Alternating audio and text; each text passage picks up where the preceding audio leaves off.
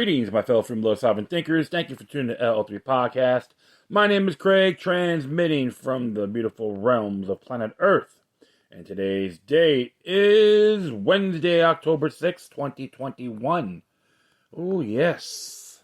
Time is flying when you're having fun, right? Oh, man. I was just browsing through, sharing stuff here. Yeah, it looks like Mike Adams did an interview with vaccine researcher James Grunwig, blows the lid on the criminal fraud of the CDC. Very good interview, and he wrote a book on medical manipulators called, and talk about the crimes and the corruption of the CDC and the federal government. And of course, we got here from Disclosed TV, German court declares corona curfew unconstitutional. Ho ho!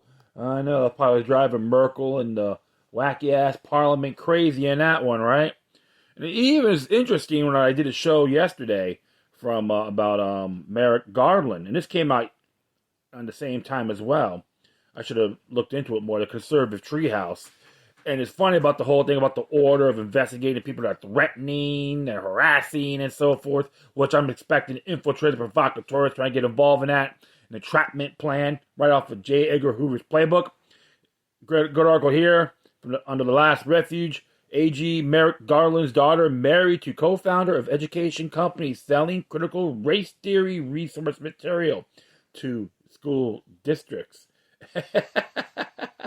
Hey, right? I'm like, conflict of interest, of course. So he did that for his daughter and son-in-law, allegedly speaking, right? Good grief. How deep does the rabbit hole go, folks? And now with technology, we're not in the 1920s, 30s, or 80s anymore, right? Absolutely. It's getting so insane. But everyone's got to stay focused. Things expect to collapse worldwide. And of course, possible war, China maybe picking too many battles, which of course the banksters and the one world order wants to manifest. Looks like they want to toss the United States to the side and make them the new world power. Yeah. For their global domination. Because there was a report from the Israeli News Live. The guy's good, don't get me wrong. You go to brighteon.com, and you can find all these good videos because they're YouTube free. And what's interesting about that, because it talked about the claim that President Biden, white privilege Biden, not my president, as far as I'm concerned, with all due respect and in good faith, standing down of not helping Taiwan if they get occupied by the People's Republic of China. So there's a report on that, and it's very disturbing indeed. And one thing it dawns on me, because even Taiwan too is a firearm-free zone, and you can't do that.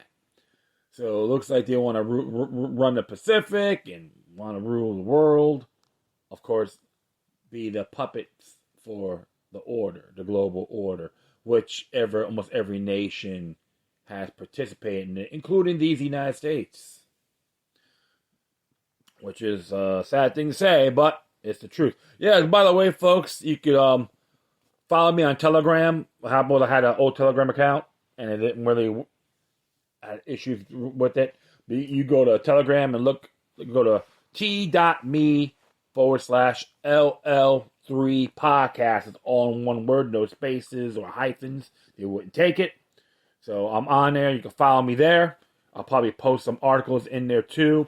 So at least give you guys, a little bit more, give you some, guys get a little bit active and see what's going on in the world. And I'll do my best because there's so much information out there, I can't even catch up. So, speaking of orders and cooperation and so forth, we're going to do, this one came out yesterday from the newamerican.com.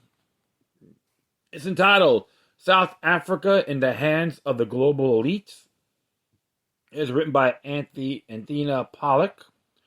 And as it reads here, after a recently circulated leaked document went viral on social media, many South Africans are questioning why the Republic of South Africa is registered as a corporation with the Security Exchange Commission in the United States. Furthermore, this document listed billionaires Johann Rupert and Nicky Oppenheimer as chief executives. This raises a question: have supposed conspiracy theorists in South Africa been right all along? The South African Republic Corporation registration number is CIK hashtag 000932419 was released by Bulawayo and Zimbabwe's premier online news source. Bulawayo 24 on September 16, 2020. The corporation is also registered twice under the Queen of England Commonwealth as a corporation in Washington, D.C. 000932419. Afrikaans newspaper Die Burger wrote in an article back in 2013 exposing the fact: conspiracy theorists have claimed for decades that Nelson Mandela sold South Africa to the globalist elite and that the ANC are employed to manage the people. Their job, according to said theorist, is to keep citizens weak and occupied with distractions, thereby suppressing the truth and allowing foreign interests to set the stage for globalist world domination.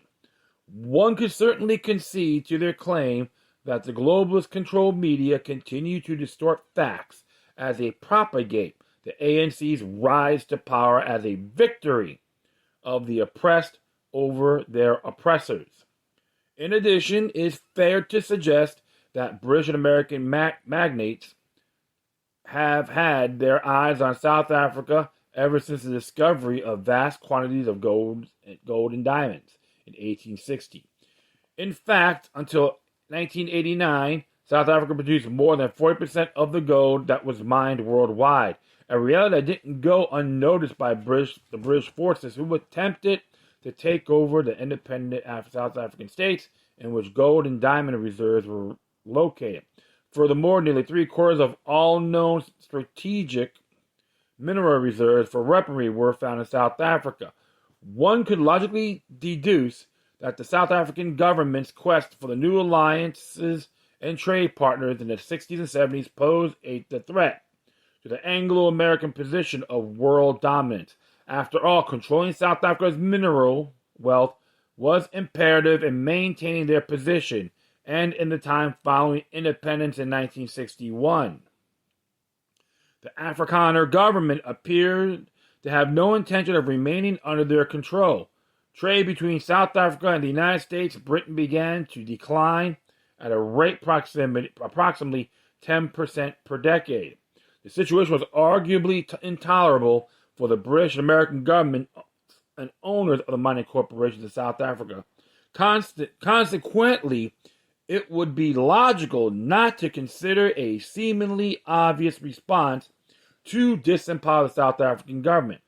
Interestingly, business journalist Ina Opperman of the South African newspaper The Citizen reported on April 7th that Johann Rupert and Nicky Oppenheimer, said chief executives of the RSA, increased their wealth considerably in just 1 year after contributing to a COVID-19 relief fund, more than making up for the money they contributed. According to Forbes, their wealth is equivalent to the cumulative wealth of the poor 50% of South Africa's population. At this point, it should be mentioned that in 1965, Prime Minister Hendrik Verwoerd issued an investigation to South African monopolies and cartels that were controlled by the Rupert and Oppenheimer families. Sorry about that. On March 7, 2013, the Ubuntu Liberation Movement published an interesting piece titled Republic of South Africa Corporation listing corporations cannot force their rule upon people. This is an excerpt. Our Constitution is the Constitution of the Republic of South Africa, a corporation, not the land of South Africa. Therefore, the Constitution protects the rights of the corporation, not the human rights of the people, who are living, breathing human beings who live in the land of South Africa.